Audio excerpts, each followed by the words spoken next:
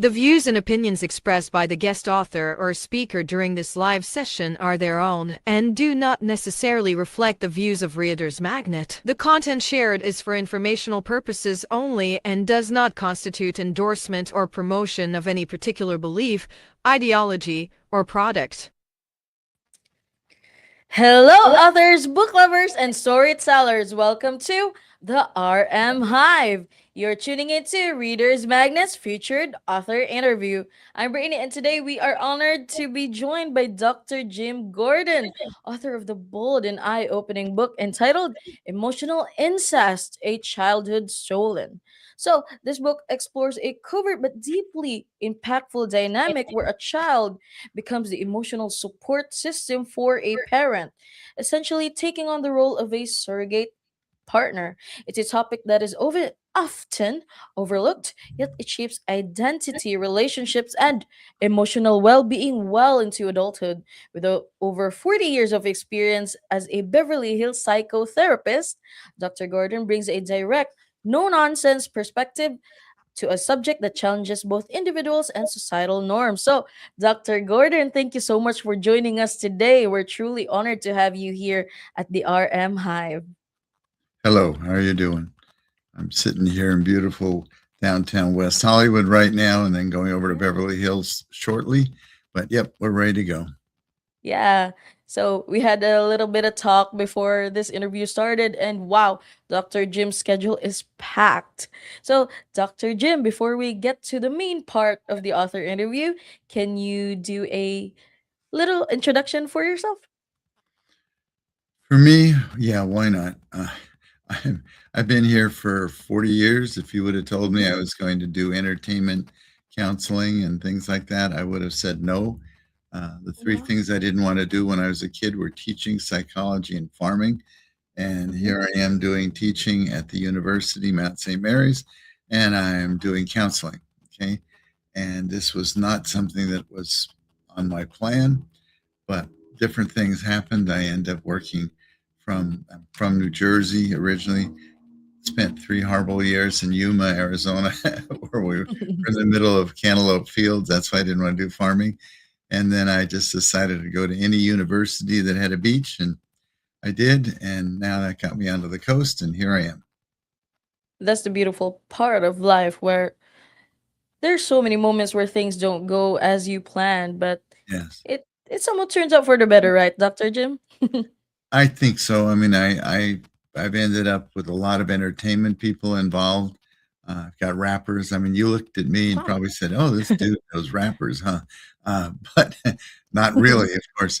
But I've got a number of rappers. I've got musicians, rockers, actors, whatever. It's been kind of cool, you know. Yeah, Wow. I even have a book out on grief and loss that I wrote with Betty DeGeneres. Oh, She happens to wow. be Ellen's mom. Yeah, so Yeah. we're here. Yeah, we're We're here. here. So, with that, let's begin. Let's begin with the foundation of your book, Dr. Jim. For those who are just discovering your book, what is Emotional Incest, A Childhood Stolen all about? It looks at, they say, the back end of my new version of it, the childhood stolen. I've just Mhm. switched the title around Yeah. because people aren't looking for. Um, they don't. Emotional incest is something that isn't discussed. Sexual incest. If you've been watching the news lately, we've had a couple of congressmen step down and everything because of the incest. Yeah. You might have heard of somebody by the name of Jeffrey Epstein, where there's a Yes. lot of sexual stuff going on. And Yes. this book cost me, one of your questions is going to be what got you inspired you to write the book. But for 30 some years, I was struggling. I Mhm. was a very angry person. Okay. And the original title of the book was Life, Liberty, and the Pursuit of Anger. Oh, all right. Okay. And I thought, wow, I'm really, I'm angry at everything. And I didn't know why. And I was an only child, single family, done whatever.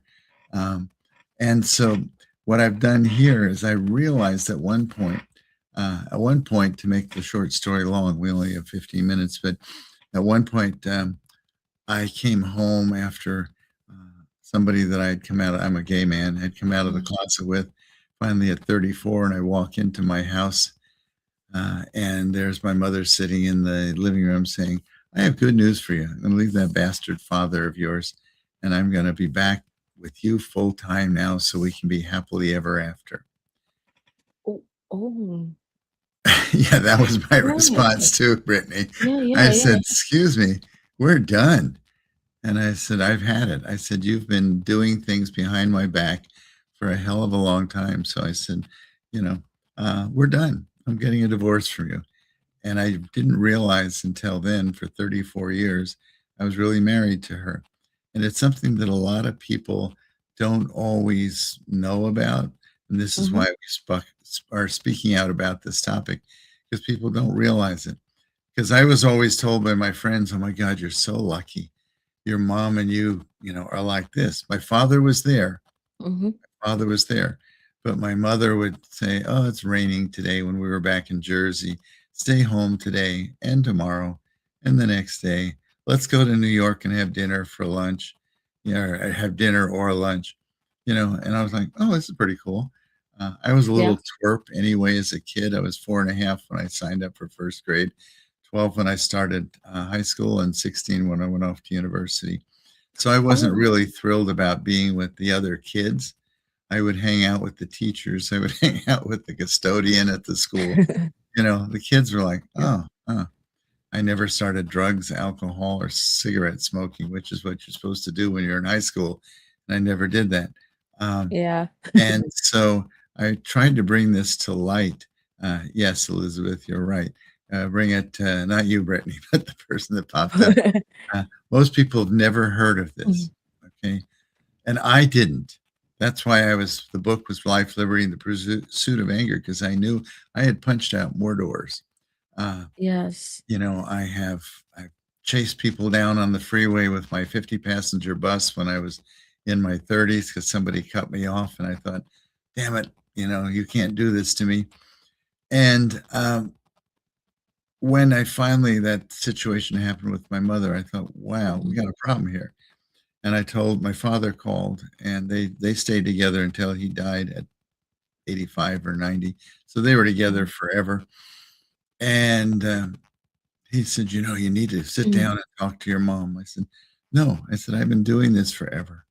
She'd keep me home from school. And they say, this isn't what you were planning on hearing, but my mother had tried out for the Rockettes in New The York, and she was Rockettes. attractive, Right. yes. And her aunts, my great Yeah. aunts, were all Ziegfeld girls, and they were on Broadway from 1919. Oh. So they were pretty, very pretty. And my great Yeah. grandfather was actually a Byzantine Catholic priest. He came here, he married somebody in Russia back in 1900, brought his daughters here. They went on Broadway. And then my mother wanted to do like they did. And so she tried out for the Rockettes. So she was attractive. I don't know that she Yes. ever really made it because her mother said, you can't do that. You have to be a good little girl, Oh. be a good secretary. You can't be a whore like your aunt, like my mother's aunts were. They were all, they were three girls on the stage. One of them actually committed suicide because she couldn't handle the sexual stuff going on as an actress. I'm so sorry about that. Well, it happens. Okay. And so when this happened with my mother Mhm. and father that time, I thought, okay, we got a problem here. And then my father kept saying, I can't talk to you without your mother there. I said, look, I'd be happy to have lunch with you, but I'm done with my mother right now. Nope, can't have lunch with you. I can't do anything with you without your mother there. So he was a Oh. wuss. And growing up, he was always, this is sort of, I say in the book, one of the times when you find out you're married to your mom is when mom and dad are fighting. Um, and there's a lot of problems, and they're screaming at each other, and somebody throws the frying pan at the other one, whatever. And then mom Yeah. goes running down the hallway and throws herself on the bed crying. And in comes little Bobby or little Jimmy or little Brittany. And mom says, and little Brittany says, are you okay, mom? And she says, yes, I am now that you're here. which Yeah. means now you've taken on a caseload to keep mom happy for the rest of your life. And it can happen once in a while, but when it happens a lot, a lot, a lot, it's a It problem. just keeps it just keeps Yeah. repeating on and on the cycle. You know, in high school, I stayed home. Oh my God, I would stay home. If you know anything about schools, the average Yeah. school year is 180 school days. I'd be home Yes. between 50 and 70 days, Almost half. almost half. Yeah. And my mother was sleeping with the high school principal. Ooh. So she used that a lot. She didn't realize it. Now, here's another thing. In my domestic violence programs that I Mhm. run, I remind people there's a difference between premeditated stuff where you get married just to get somebody so you can have citizenship, you know, and Yeah. then there's people that get involved that don't realize what they're doing. And that was my mother. She Okay. wasn't purposely trying to destroy me. She She thought, wasn't aware. no, her father abandoned her when she was born, which was rough back in Okay. 1917. She traced, and it's in the book, she traced him across the country when she was a teenager, and I think Mhm. she was 18, and went, knocked on the door, and hi, I'm Marion, your daughter, who's been sending you the little pictures and that. And he said, get off my porch. I'm going to have the police. You're dead. Go away. Ouch. Ouch. So what does she do? She marries an older man Okay. unconsciously so she can get back at her father.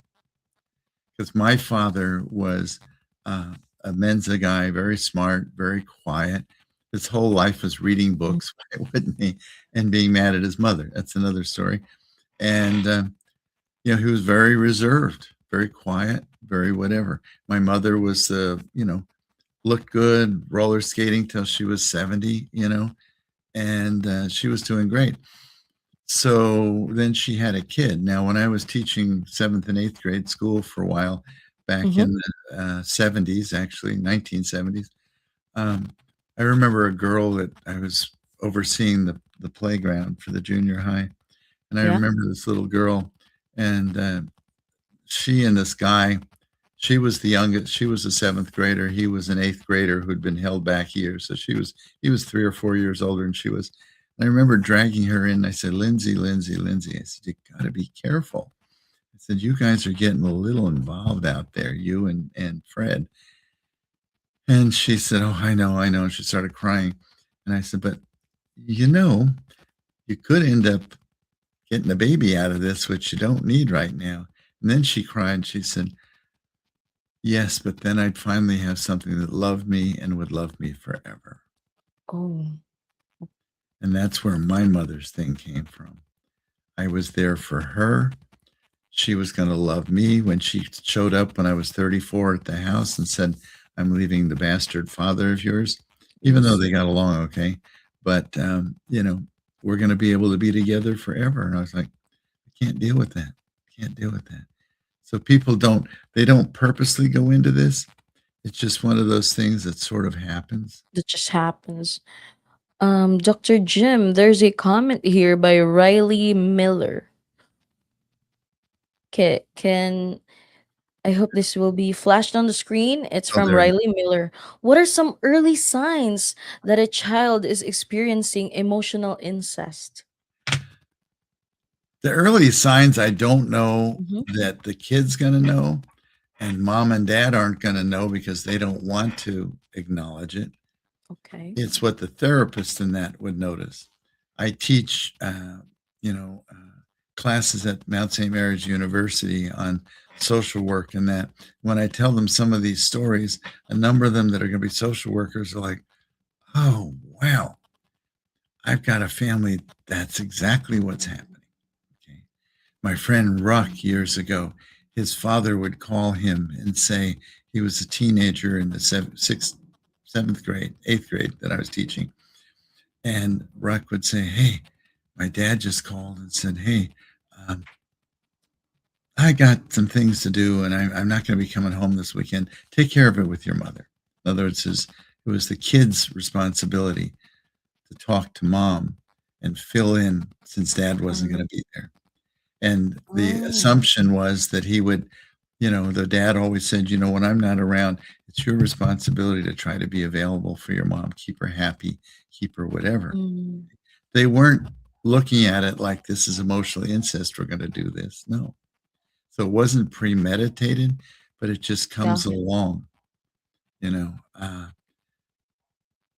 what long-term effects can it have on an adult Yeah. relationship? Can you see it flashing on the Yes, screen right now? Someone is asking Jamela Real, what long-term effects can it have on adult relationships? a lot. Right now, Mm, I'm an old gay guy. Okay, I've got a much younger other half uh, mm-hmm. that I'm from France that we spend time together. Now, I shock the people, in West Hollywood. When you go out on a date, it's not unusual on your first date to say, "Hey, you looking for a daddy?" Or are you Oh, looking for a partner? You know, and I get this in my domestic violence classes all the time, where you know I said, "When did you know that this was a bad relationship?" To the guys, because guys always say they're logical and women are emotional. Okay, yeah. and I'm like, well, you know, I'm guessing when you went out on that first date, you didn't look at that person and say, gee, I think they'd be a great partner. We'd probably be able to write a book together. Um, they might have good design on how to remodel the house. No, I'm thinking after a drink or 20 at the bar, she's hot. I want her. Yeah. It's Okay. the first No date. logic, It's the you first know, date after all. yes. And, and whereas the girls often do come up with hold on, the girls, when I've been around them when I was teaching school, the girls Hmm. would often look at somebody like Justin Bieber and other actors and say, ooh, he'd make a good father. They're not just thinking about the physical sex, but they're thinking about the long-term stuff. The men aren't. Yeah. How did it go that night? Do you know how many times in my domestic violence groups I've had a guy come in and say, oh my God, she's pregnant again? And I'm like, Ooh. did you figure out where children come from? You're over 12. Yeah. They don't come from Amazon. You don't take it back to Whole Foods and say, we don't want this one anymore. They're yours. You know, uh, and I think that what is it? I'm trying to quick reading that. Yeah, there's a comment here. I'll What is read the it first step aloud for towards you, healing? Dr. Jim. But anything, Yeah. anything in therapy as a therapist, part of what I have a T-shirt that says it's my job to disturb the comfortable and comfort the disturbed. All right. So when Yeah. people come in and say everything's perfect, everything's fine, I think we're in trouble. When the guy calls me on the DV phone, this is the Yeah. old-fashioned phone, by the way, and says, Yeah. "Hi, my name's Bob. I've never been angry a day in my life.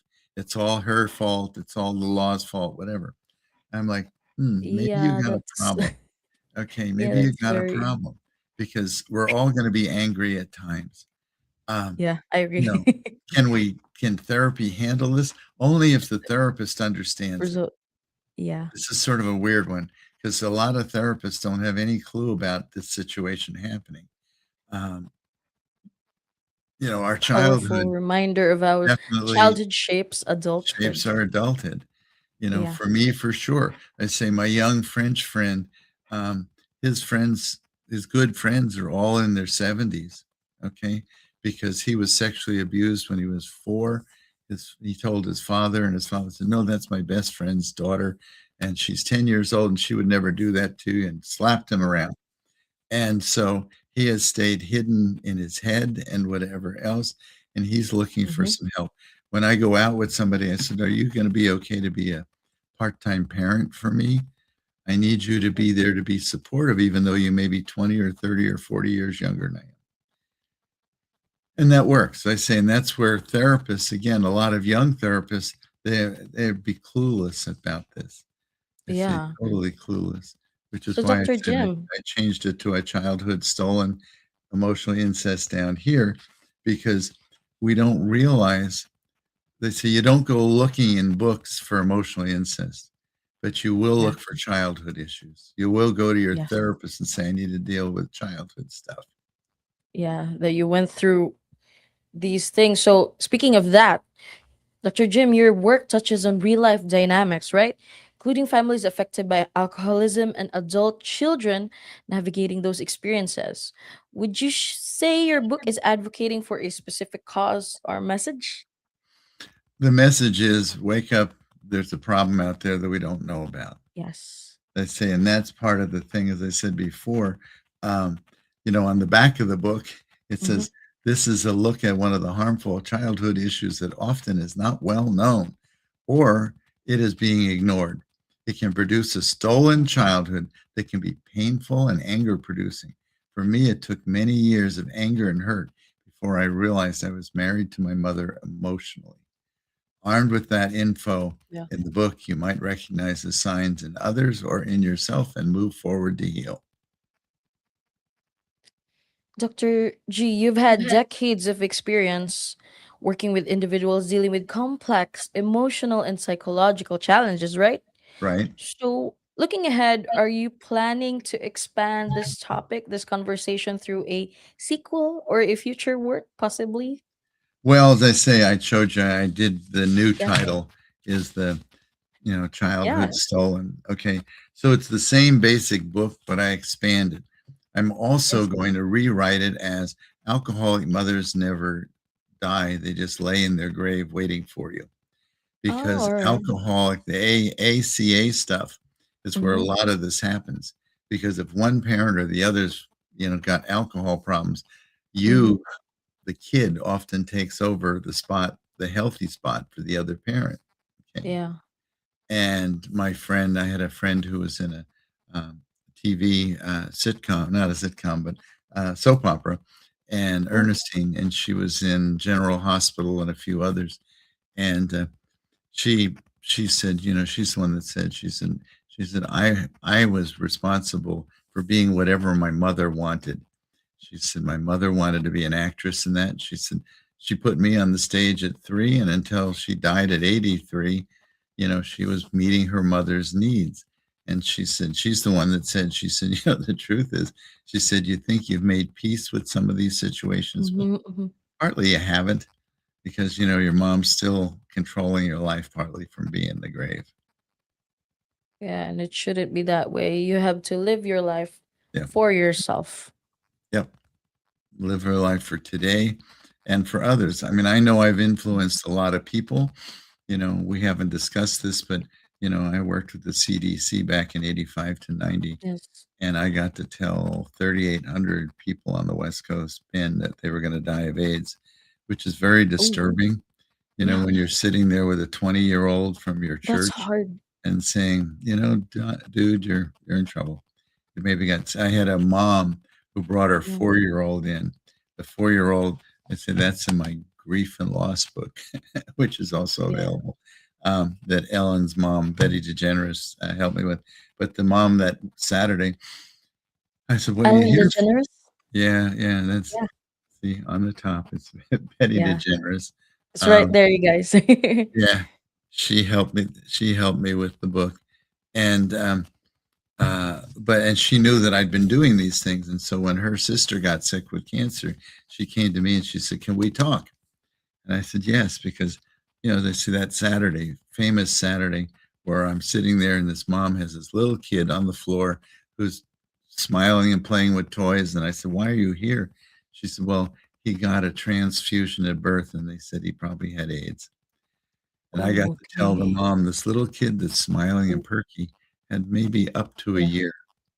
He actually died in 8 months, but so I've had to learn a lot about life.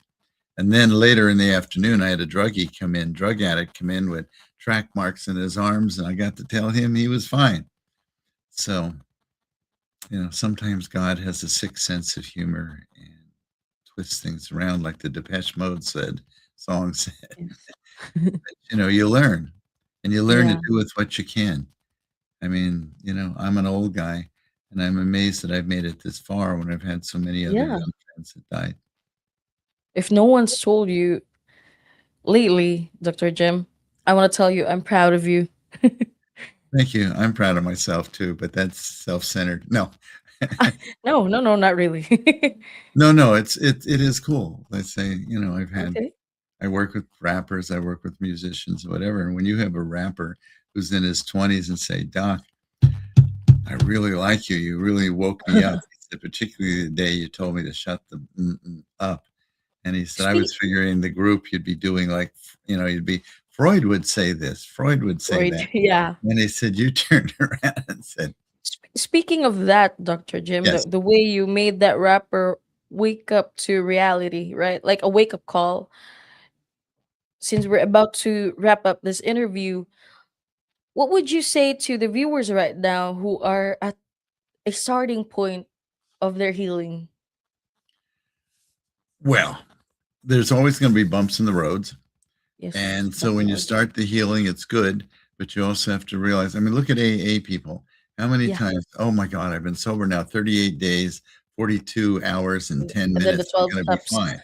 And 2 months later, they're back in the group again. Okay. Yeah.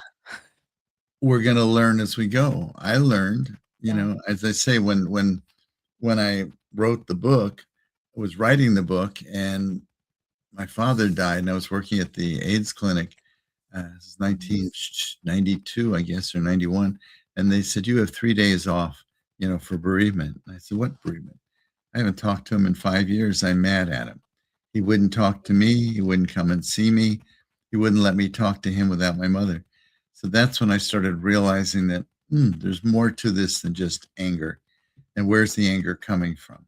And that's when I realized I was married to my mother, because my father would have the famous words all the time when I'd say something about, we need to replace the garage door or we need to fix this or that. Whatever you and your mother want to do. And it should have been whatever my mother and father wanted to do, with me included. I was an only child, Yes. but not the That's other how way. it should have been. Yep. So, Dr. Jim, as I've mentioned, we're about to wrap up this author interview. Where can our audience get a copy of Emotional Incest, A Childhood Stolen? You can get a hold of any of the books on Amazon.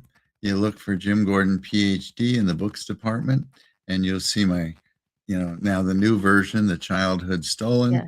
the Emotional Incest book, the Grief and Loss book, 9 Steps to a Better Life book, Beverly Hills Counseling, uh, Beverly Hills Shrink Stories. Okay.